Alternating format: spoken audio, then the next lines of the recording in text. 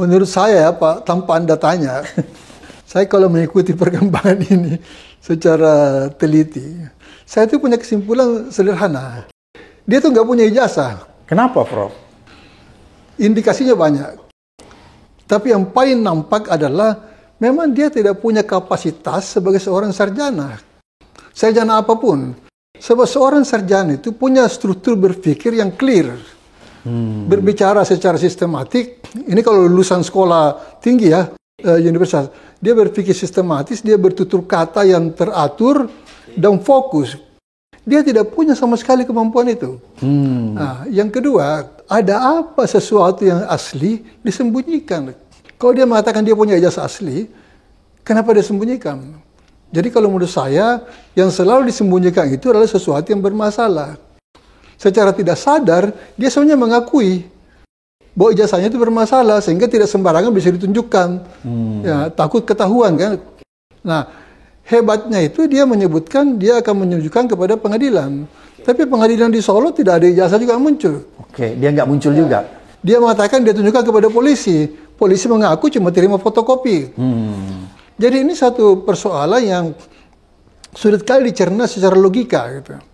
Tapi kesimpulan saya, dia tidak punya ijazah. Tidak ada masalah. Dan saya sangat yakin dia tidak memiliki kapasitas yang standar saja tentang seseorang yang lulus universitas, apalagi lulusan UGM. Ya. Kalau Anda saja misalnya Pak Abraham Samad, tiba-tiba percaya bahwa dia lulusan UGM. Kalau orang UGM yang benar akan mengatakan, saya tersinggung. Kok Anda menganggap dia UGM? Tidak ada UGM yang kualitasnya seperti itu. Biasanya kan begitu. UGM kan menjaga standarnya. Ya, dari dulu UGM itu adalah universitas yang paling terhormat. Punya standar. Punya standar yang terhormat. Dulu itu di semua daerah, bukan beberapa daerah. Semua daerah itu elit-elitnya adalah lulusan UGM. Sejak tahun 50-an, 60-an. Oh, Prof Rias tahu betul itu ya? Ya. Jadi itu, ya sekolah saya itu, IIP itu kan di bawah naungan UGM. Jadi dosen-dosen saya dulu ketika saya mahasiswa itu 75 sampai 77, itu lebih dari separuh adalah guru-guru besar dari UGM yang datang terbang ke Jakarta untuk mengajar kami. Itu tahun 75-an ya? 75 sampai 77. Oke. Jadi kualitas UGM itu dari dulu standarnya tinggi.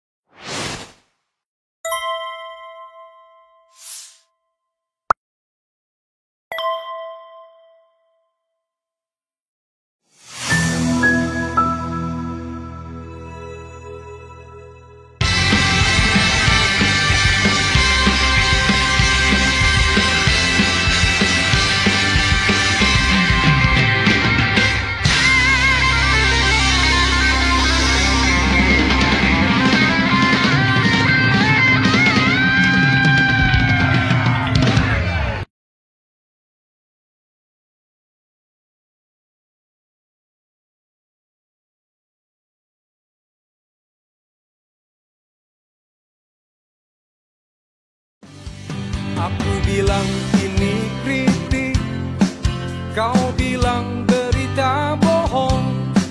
Aku bilang ini kritik, ujaran kebencian kau tuduhkan. Aku bilang ini kritik, kau katakan penghinaan. Semua serba salah, aku harus bagaimana?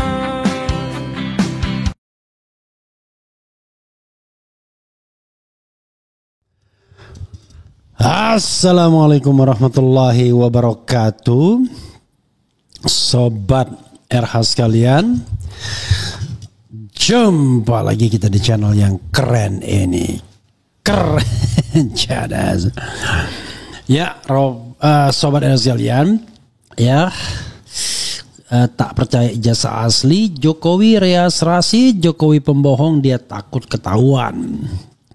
Itu pendapat Rias Rasyid, ya, namanya pendapat. Coba kita dengarkan dan coba kita baca. Ada mix up ya melihat kasus Jokowi ini, pasti mix reaction. Tapi di antara mix reaction itu tentu kita harus menggunakan logika yang lurus saja. Sebagaimana saya tuntun bahwa Kalau Anda ingin mengatakan ijazah Anda asli dan memang benar-benar asli, maka itu mudah. Tapi kalau Anda ingin mengatakan ijazah Anda asli dan tidak ada yang aslinya, itu yang sulit. Karena itu untuk yang kedua ini Anda membutuhkan banyak instrumen untuk meyakinkan. Mulai dari survei, buzzer, kemudian Sylvester, Adi Armando, kemudian Freddy Damanik, ada siapa lagi ya, orang-orang yang memang bersedia menjadi bumper dari irasionalitas mengenai ijazah ini, termasuk juga para pengacara ya. Jadi saudara sekalian, coba kita lihat ya, bagaimana dan apa yang dikatakan oleh yang namanya Riaz Rashid ya. Luar biasa, di belak-belakan. Oh, ini ada di iNews ya. Ada podcast iNews jenengi belak-belakan. Namanya belak-belakan. Coba kita bacakan ini ya. Jangan lupa baca tadi. Nasib pemakzulan Gibran di tangan Dasko. Harus dia yang tendang. Ayo berani dengan Dasko. Itu yang dikatakan oleh Koni. Tapi kalau ayo berani dengan Dasko ya tambahan saya sendiri. Dan ini yang dikatakan oleh Profesor Riaz Rashid. Katanya tak punya ijazah. Sehingga bohong macam-macam dan lain sebagainya. Coba kita bacakan dari suara.com ya. Tidak terasa sudah malam Sabtu lagi sekarang. Cepat sekali ya. Oke, coba kita bacakan ya, pelan-pelan bacanya. Tak percaya punya ijazah asli, Profesor Riaz Rashid. 2, Jokowi pembohong, dia takut ketahuan. Suara.com. Oke, kita bacakan dulu ya. Suara.com, di tengah drama kasus ijazah yang masih berlanjut, Guru Besar Institut Pemerintahan Dalam Negeri IPDN Profesor Riaz Rashid melayangkan sindiran keras kepada mantan Presiden Jokowi. Pakar otonomi daerah itu tanpa tedeng aling-aling menyimpulkan jika Jokowi pembohong dan meragukan atas keabsahan ijazah S1 yang getol diungkit oleh kubu Roy Suryo dan kawan-kawan. Tudingan Jokowi pembohong itu karena sikap Jokowi yang dinilai selalu menyembunyikan dokumen krusial tersebut dari publik. Nanti saya ungkapkan skenario terakhir ya. Ini bukan rahasia lagi bahwa masyarakat kita itu taunya Jokowi itu pembohong. Ini dia tidak berpendidikan sekaligus pembohong, ujas Riaz dalam siniar yang tayang di akun YouTube Abraham Samad. Menurutnya keengganan untuk menunjukkan bukti otentik justru menimbulkan kecurigaan besar. Kalau dia punya ijazah asli, kenapa disembunyikan? Jadi menurut saya yang selalu disembunyikan itu sesuatu yang bermasalah. Tapi kesimpulan saya dia tak punya ijazah, tegasnya. Lebih jauh ia bahkan meyakini bahwa dokumen yang selama ini pernah ditunjukkan oleh Jokowi ke publik adalah palsu. Jadi kalau ada ijazah yang dia pegang, waktu dia tunjukkan pasti palsu, sambungnya. Tidak mungkin yang asli itu disembunyikan, berarti memang Jokowi takut ketahuan, berarti memang palsu, ujarnya. Keraguan Riaz tidak hanya berhenti pada keaslian dokumen, tapi juga merembet pada kapasitas intelektual dan kepemimpinan Jokowi. Menurutnya tidak ada alasan untuk mempercayai perkataan seorang pemimpin yang ia anggap tidak memiliki kerangka berpikir yang intelek. Sama sekali tidak ada alasan untuk mengatakan bahwa Jokowi punya frame berpikir yang intelek. Maka itu saya tidak percaya omongannya, ungkap Riaz. Puncaknya ia menyoroti implikasi serius dari dugaan kebohongan itu terhadap tatanan negara. Menurut Riaz, tindakan tersebut merupakan pelanggaran berat terhadap konstitusi dan kebohongan terhadap seluruh rakyat Indonesia. Membohongi institusi negara, membohongi seluruh rakyat Indonesia, melanggar konstitusi, masa dia bisa melenggang begitu saja, sindir Riaz Rashid. Ya, sahabat sekalian, itu kata Riaz Rashid ya. Jadi sahabat RH sekalian, kita butuh orang-orang yang speak out, speak up ya. Ngomong apa adanya dengan logika yang sederhana dan lurus ya. Jadi sama seperti orang lain.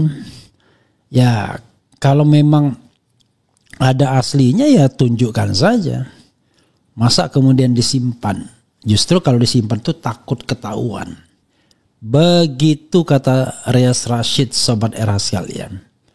Cuma ya saya menganggap bahwa yang namanya kebohongan, yang namanya kekuasaan, yang namanya uang dan lain sebagainya, ya bisa membuat sesuatu yang rasional menjadi irasional. Sesuatu yang tampaknya pesimis dioptimis-optimiskan. Makanya dibilang Rocky dalam sebuah kesempatan, saya pesimis yang rasional, Anda optimis yang irasional. Jadi optimisme itu tidak didasarkan pada fakta dan data, tapi pada sesuatu yang ya dipaksakan beyond dari fakta dan data yang ada. Sebagai contoh misalnya kita bicara tentang ekonomi kita. Ekonomi kita ya di bawah target pertumbuhannya, di bawah 5%, padahal target 8%. Kalau kita bicara mengenai pesimis, ya fakta dan data mengatakan pesimis. Tapi kalau ditanyakan kepada penguasa, wah saya tidak sepesimis Anda, saya tetap optimis bangsa ini.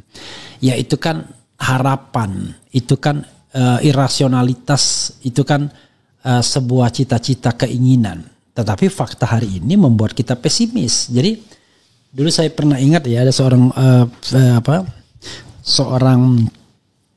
aktivis namanya Taufik Razan dulu ya. Saya adalah seorang pesimis yang terukur. Kemana itu ya orang terakhir the last time dia ikut runtang-runtung membentuk kita ya, Kerapatan Indonesia Tanah Air. But right now we don't know exactly where is he ya, Taufik Razan. Jadi saudara sekalian, itu yang dikatakan Profesor Riaz Rashid. Nah sekarang apa skenario yang sekarang ada di hadapan kita yang sedang saya rasa disiapkan bersama penegak hukum oleh kubu atau geng Solo ini? Pertama adalah akan coba dihindarkan,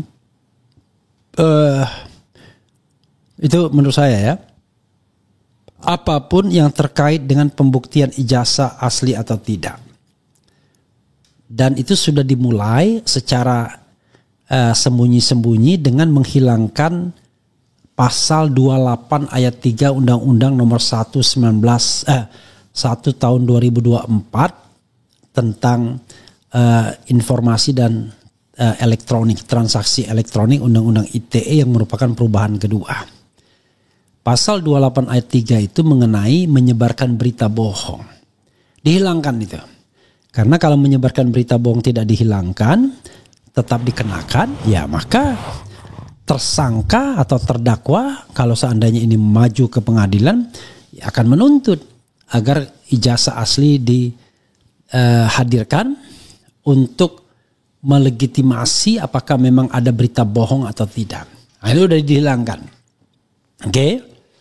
Yang dugaan saya juga akan dihilangkan adalah Jokowi akan mencabut terakhir sebelum diajukan ke pengadilan, akan mencabut pengaduannya. Jadi pasal mengenai pencemaran nama baik, fitnah misalnya, atau pencemaran nama baik dengan melalui dokumen elektronik pasal 27A ya, itu akan dicabut dan tidak ada delik aduan, adanya delik umum. Jadi Jokowi merasa it is not my business, it is not my obligation untuk membuktikan ijazah itu asli atau tidak, karena nothing to do with me, ya kan? Karena saya sudah menarik yang namanya pengaduan saya. Maka yang tersisa adalah pilihannya adalah pasal-pasal yang diadukan oleh mereka yang terafiliasi dengan Jokowi yang jumlahnya 5 dan kira-kira 3 diantaranya naik pada tahap penyidikan. Maka pasal yang tersedia yang relevan yang tidak ada kaitannya sama sekali dengan pembuktian ijazah adalah pasal penghasutan. Oh kan penghasutan delik material harus ada, nggak peduli. Yang penting dikenakan dulu, soal terbukti atau tidak itu soal lain. Yang penting ijazah tidak dibuktikan. Pasal apa lagi? Pasal tentang menyebarkan kebencian. Kebencian yang berbau SAR ini, suku, agama, ras, ditambah dengan warna kulit, kebangsaan dan lain sebagainya.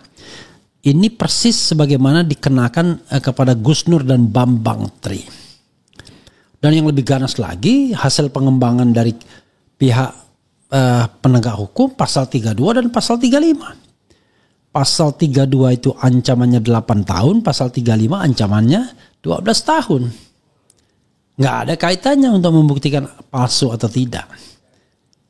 Karena itu Sobat Era sekalian, perlu kita orang-orang seperti Rias Rasyid ini yang berpikir waras dengan mengatakan, ya kalau memang ada aslinya, sudah lama akan ditunjukkan. Justru yang terjadi masalah adalah Jokowi takut ketahuan sehingga tidak mau menunjukkannya. Dan bahkan berusaha menghindarkan diri dari setiap arena yang memungkinkan ijazahnya itu dibawa dan untuk pembuktian.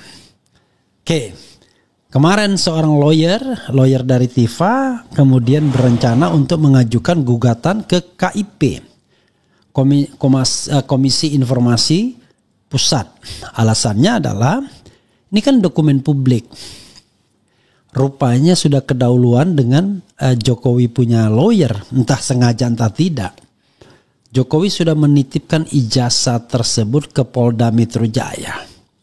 Dan Polda Metro Jaya bisa beralasan dengan pasal 17 ayat 1 kalau tidak salah, Undang-Undang tentang Keterbukaan Informasi Publik, Undang-Undang 14 tahun 2008. Di situ dikatakan bahwa dokumen untuk pengembangan kasus hukum itu bisa dikecualikan dari prinsip keterbukaan informasi. Gimana coba ya? Nggak ada kesempatan lagi untuk kemudian menagih. Tunjukkan saja itu nggak ada. Gimana mau nunjukkan orang yang aslinya sudah ditahan oleh Polda Metro Jaya. Kalau gitu fotokopiannya kan sudah ditunjukkan oleh Bareskrim. Masa Bareskrim bukan yang dari fotokopi yang analognya. Jadi kelihatan betul ya kan main kucing-kucingan ya kan. Jadi sekarang Anda nggak bisa meminta Jokowi menunjukkan ijazahnya, orang udah disita. Lalu Polda Metro apakah nanti akan menghadirkan ijazah itu? Bisa saja dia mengatakan tidak relevan kata jaksa. Kenapa? Ini bukan kasus pembuktian ijazah palsu. Ini kasus tentang ujaran kebencian. Kasus tentang penghasutan. Tidak ada kaitannya dengan ijazah palsu. Gawat kan? Gitulah kalau hukum tidak ditegakkan sebenar-benarnya, tetapi lebih melayani kepentingan-kepentingan tertentu. Itu prediksi saya yang dalam 3 skenario saya sudah berhasil kan. PN Solo akan mengatakan tidak dapat diterima alias NO, Bareskrim akan stop, kemudian Polda Metro akan laju. Ya terjadi kan. Nah sekarang dari yang laju tersebut kita akan lihat apakah Jokowi betul-betul punya niat untuk memperkarakan ini dan kemudian membuktikan ijazahnya itu asli, sebagaimana dia gembar-gemborkan ke teman angkatannya, angkatan 80. Jangan senang dulu. Kalau ijazahnya asli, kalau pengadilan memutuskan ijazahnya asli, Bapak Ibu boleh senang-senang. Tapi kalau keputusan pengadilan mengatakan ijazahnya palsu, berarti 88 semuanya palsu semua, kan begitu ya? Padahal itu it doesn't make sense.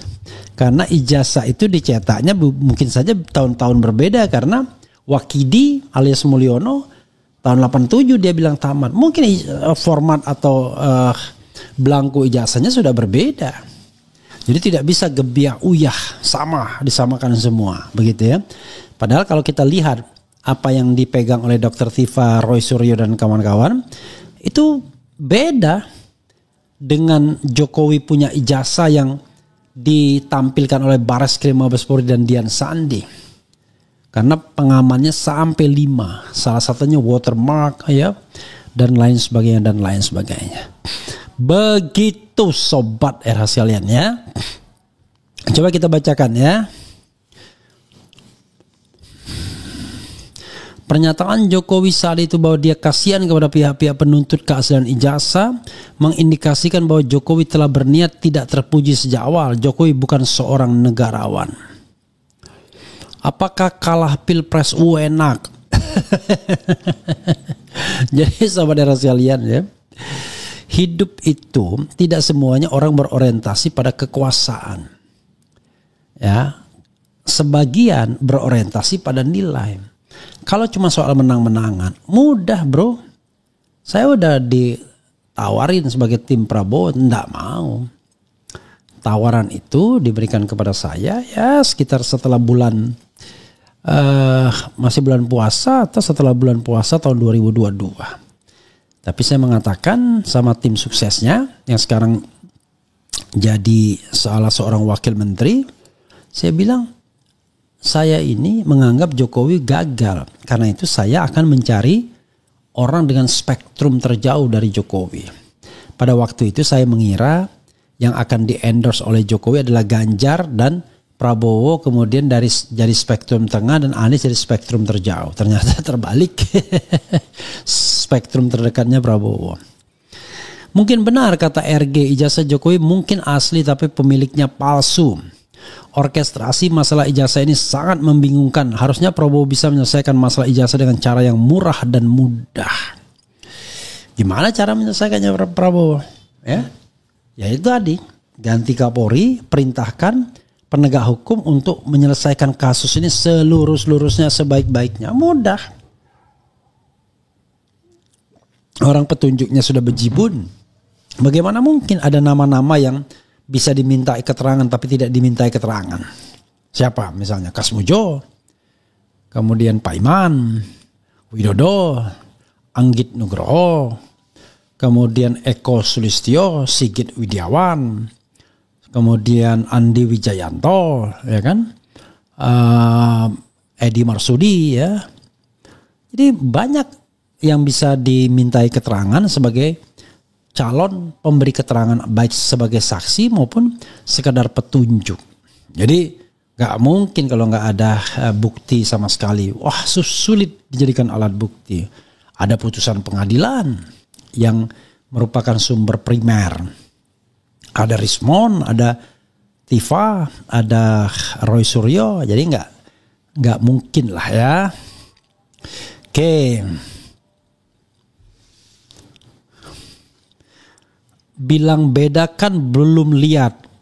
Ya kan minimal referensi kita apa yang disampaikan oleh Dian Sandi dan Bareskrim Mabes Polri. Itu kan sumber sahih kita ya.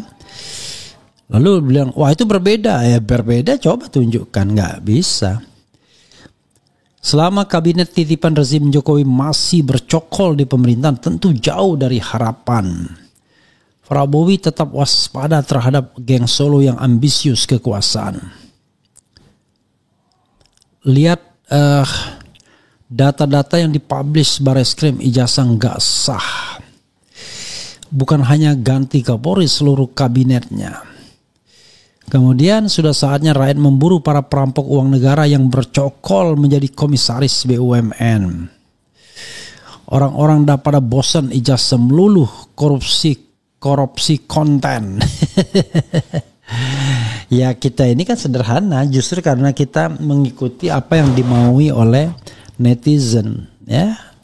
Kalau memang netizen tidak mau lagi ngomong tentang ijazah ya itu akan tercermin dengan sendirinya. For the time being kelihatannya ya itulah yang dicari sebagai bagian dari hak asasi manusia, the right to information. Begitu sobat era sekalian ya. Terima kasih. Wassalamualaikum warahmatullahi wabarakatuh. Keren. Badass. Cheers.